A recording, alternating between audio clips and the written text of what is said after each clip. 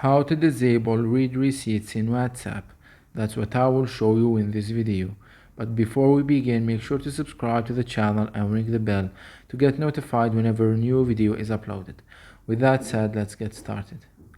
Now, as you might know, read receipts are these two blue check marks that appear on a message that lets you know whether or not the other person has read your message.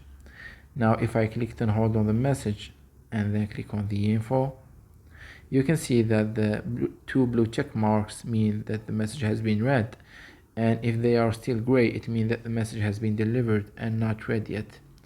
If you want to turn this option off, meaning that you don't want the other person to know whether or not you have read his message, what you need to do is click on the three dots at the top right of the screen, and then click on settings, then click on account, and click on privacy. And from the first section, the who can see my personal info section, you can see the read receipts at the end of the section, and next to it there's a toggle that's turned on. What you need to do right now is click on the toggle to turn it off, and by doing this the other person won't be able to know whether you have read his messages or not. But keep in mind, as WhatsApp tells you here, if turned off, you won't be able to send or receive read receipts, meaning that this will work both way.